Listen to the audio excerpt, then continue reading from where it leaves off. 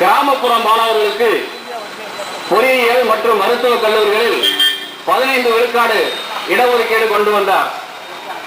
அதனை கண்டித்து இடஒதுக்கீடு கொடுக்கக்கூடாது என்று இடஒதுக்கீடு அறிக்கை அமல்படுத்து, கல்வியை வியாபாரமாக்க அரசே துணை போகாது, அரசே துணை போகாது. தமிழர்களுடைய உரிமைக்காகவும் நாங்கள் இங்கே குரல் கொடுத்துக் கொண்டிருக்கிறோம். நீங்கள் சிந்திப்பதற்காக நான் ஒரு செய்தியை உங்கள் மத்தியிலே வைக்கிறேன். பெரியவர்களே,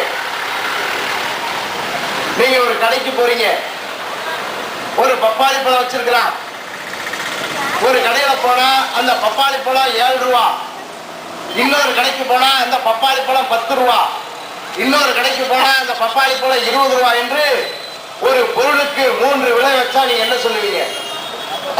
ஏண்டா பேஜில போறவனே, ஏண்டா கொள்ளையில போறவனே, ஒரே ஒரு பொருளுக்கு ஏண்டா 3 விலை வைக்கிறீங்க, அந்த பொருள் எவ்வளவுதானா பெறும் என்று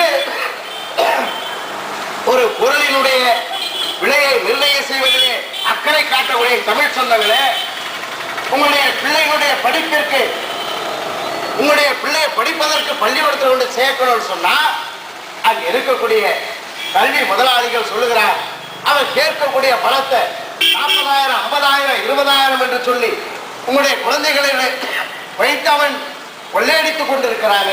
இதற்கு ஏதாவது நீங்கள் குரல் கொடுத்திருக்கிறேன் என்று நான் உங்களிடத்தில் கேட்கிறோம். யோசித்து பாருங்கள் பெரியவர்களே. ராமாயண காலத்திலிருந்து எனக்கு முன்னாலே பேசியவர்கள் சொன்னார்கள், அங்கே ஏகலைவன் என்று ஒருவன் இருந்தான்.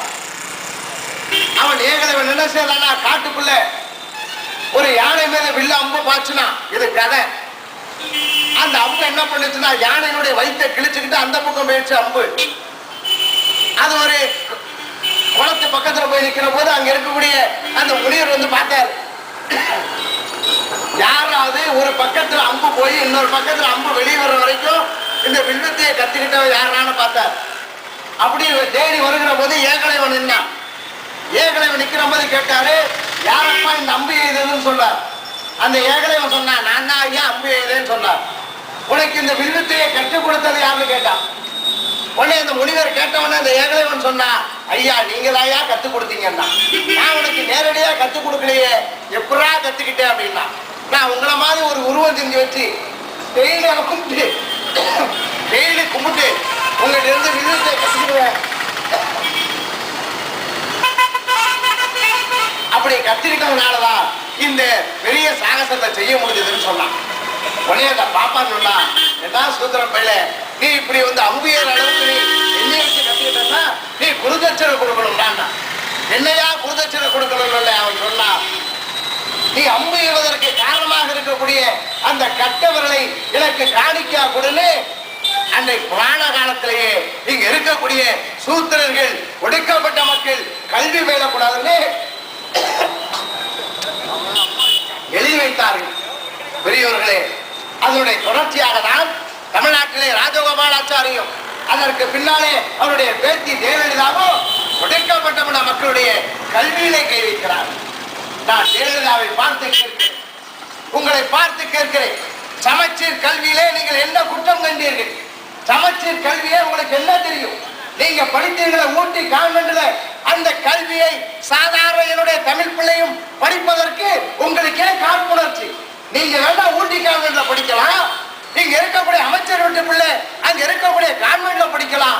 ஆனா என்னுடைய சாதாரண கூலி தொழிலாளி பிள்ளை அதை போன்ற தரமான கல்வியை படித்து விடக்கூடாது என்கிற காழ்ப்புணர்ச்சி அதற்காக நாங்கள் கேட்கிறோம். பெரியவர்களே, எதற்காக சமச்சீர் கல்வி வேணாம்? சமச்சீர் கல்வி வந்துச்சுன்னா இங்க இருக்கக்கூடிய ஒடுக்கப்பட்டவன், இங்க இருக்கக்கூடிய தாழ்த்தப்பட்டவன், இங்க இருக்கக்கூடிய பிற்படுத்தப்பட்டவன் அறிவாளி ஆயிடுவான். அறிவாளி ஆயிட்டா 3 விழுக்காடு இருக்கக்கூடிய அந்த பாப்பானுக்கு வேலை இல்லை, உயர் சாதிக்காரனுக்கு வேலை இல்லை. நம்ம 203 சீட்ல இனிமே தமிழ்நாட்டு மக்களை ஏமாற்றி ஆட்சிக்கு வர முடியாது என்பதற்காக அந்த பார்ப்பன திமிரோடு அந்த பார்ப்பாத்தி ஜெயலலிதா வந்த 7 நாட்கள்ல அறிவிக்கிறார், நாங்கள் சமச்சீர் கல்வி திட்டத்தை நாங்கள் ஏற்க மாட்டோம்.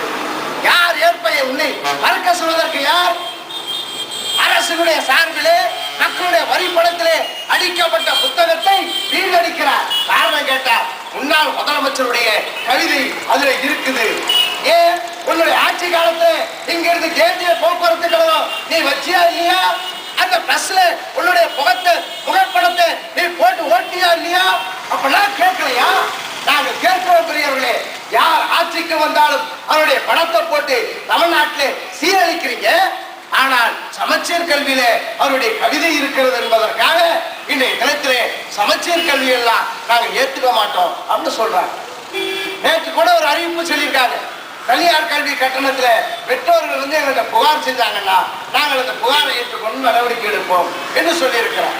நாங்கள் தமிழக அரசுக்கு இந்த ஆர்ப்பாட்டத்தின் வாயிலாக நாங்கள் புகார் செய்கிறோம்.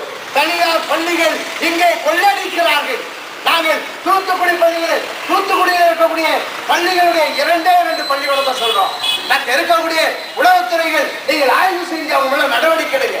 இங்க இருக்கக்கூடிய இந்து வித்யாலயா என்று சொல்லுகிறோமே சக்தி விநாயகர், அந்த பள்ளியில 5000 ரூபாய் 6ஆம் வகுப்பு வாங்கணும்.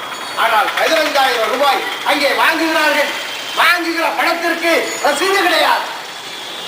அங்க இருக்கக்கூடிய அந்த குறிப்பேட்டில் மட்டும் அவன் டிக்கெடிச்சு அனுப்புறான்னு சொன்னா நாங்கள் இதை புகாராக தருகிறோம். ஏன்னா ஒரு பத்திரிகை செய்தியை வச்சு இன்றைய தினத்திலே வழக்கை தொடுக்கக்கூடிய அளவிற்கு நம்ம மக்கள் ஜனநாயகத்தில் முன்னேறி இருக்கிறதா பேசிக்கிறோம். நாங்கள் ஆர்ப்பாட்டத்தின் வாயிலாக தமிழக அரசுக்கு சொல்லுகிறோம். இங்க இருக்கக்கூடிய சுப்பிரமணிய பெண்கள் மேல்நிலைப் பள்ளி 6வது படிக்கக்கூடிய ஒரு மாணவி 17,500 ரூபாய் கட்டணும். ஏன் ரசீது கிடையாது? இங்க இருக்கக்கூடிய மக்கள் யார கம்ப்ளைண்ட் கொடுப்பார்? யார் புகார் கொடுப்பார்கள்? புகார் கொடுத்தா நாளைக்கு அந்த பிள்ளைக்கு சீட்டு கிடையாது. எந்த பள்ளிக்கூடத்திலும் யாரும் சேர்க்க மாட்டா. ஆனால் பெரியோர்களே, தனியாருடைய முதலாளிகள் அங்கே நஷ்டமடைந்து விடுவார்கள் என்று இந்த அரசாங்கம் கவலைப்படுகிறது. நம்முடைய தமிழ் மக்கள் கல்வியை இழந்து விடுவார்கள் என்று கவலைப்படம் இருக்கிறது. யோசித்து பாருங்க, தனியார் முதலாளி அங்க நஷ்டப்படுவானா? நாங்கள் கேட்கிறோம், எங்களுக்கு புரியல. ஏண்டா கல்வியை வியாபாரமாக்காத. உனக்கு வியாபாரம் வேணும், உனக்கு தொழில் செய்யணும்னா வேற ஏதாவது தொழிற்சாலை வச்சுக்க, ஏதாவது கடை வச்சு படிச்சுக்க. ஆனால் கல்வியை வியாபாரமாக்கி என்னுடைய மக்களுடைய என்னுடைய வருங்கால தமிழர்களுடைய தமிழகத்துடைய வாழ்வுரிமையை பறிப்பார்கள் என்று சொன்னால் நாங்கள் பார்த்துட்டு வேடிக்கை பார்க்க முடியாது. 203 சீட்ல அசார பலத்துல அசூர பலத்துல நாங்க வந்துட்டோம் என்பதற்காக எடுத்தேன் கவிழ்த்தன் என்கிற முறையிலே அனைத்து இந்திய அண்ணா திராவிட முன்னேற்ற கழக அரசாங்கம் இது போன்ற அறிவிப்பை வெளியிடும் என்று சொன்னால் கிராமத்தில் ஒரு பழமொழி சொல்லுவான், முதல் கோணல் முற்றும் கோணல் சொல்லுவான். ஜெயலலிதா முதல் கோணலே தவறான கோணலா இருக்கு. இந்த கோணல் அவரை நீடிக்க விட 5 ஆண்டு காலம் நீடிக்க முடியாது. அதற்கு பெரியார் திராவிடர் கழகமும் முற்போக்கு இயக்கங்களும் நாங்கள் அனுமதிக்க மாட்டோம் என்கிற செய்தியை சொல்லி எனக்கு முன்னாலே பேசிய விடுதலை சிறுத்தை கட்சியுடைய பொறுப்பாளர் மரியாதைக்கு 6 மணி நேரம் அவர்கள் சொன்னார்கள், கடந்த 5 ஆண்டு காலம் நீங்கள் அமைதியாக இருந்து விட்டீர்கள், இனி உங்களுக்கு வேலை இருக்கிறது என்று அவர்களுக்கு நான் தெளிவாக சொல்லிக் கொண்டேன். அந்த 5 ஆண்டு காலமும் நாங்கள் அமைதியாக இருக்கவில்லை. நாங்கள் தொடர்ச்சியாக போராட்டங்களை சந்தித்துக் கொண்டிருக்கிறோம். ஈழத் தமிழர்களுக்காக சந்தித்திருக்கிறோம். சாதியை ஒழிப்பதற்காக மக்களை சந்தித்திருக்கிறோம். தேநீர் கடைகளை இரட்டை கொலைமுறை இருக்கக்கூடாது என்கிற போராட்டத்தை நடத்தியிருக்கிறோம். தீண்டாமை ஒழிக்க வேண்டிய காவல்துறை அங்கே வேடிக்கை பார்ப்பதற்காக தீண்டாமை ஒழிப்பு காவல் நிலையத்தை இழுத்து போட்டுகிற போராட்டத்தை செய்திருக்கிறோம். அது போன்ற போராட்டங்களை இந்த அரசாங்கத்திற்கும் நாங்கள் கொடுப்போம் என்கிற அந்த உறுதியை சொல்லி, தமிழர்களே உங்களுடைய வாழ்வுரிமை பாதிக்கப்படுகிறது, நீங்கள் அமைதியாக இருந்து விடார்கள், சமச்சீர் கல்விக்காக ஆதரவு கொடுப்போம், தனியார் பள்ளியினுடைய கட்டண கொள்ளையை தடுத்து நிறுத்துவதற்காக தமிழர்களே ஆதரவு தாருங்கள் என்று சொல்லி வாய்ப்புக்கு நன்றி விடைபெறுகிறேன். நன்றி, வணக்கம். வாழ்க பெரியார், வாழ்க தமிழ்.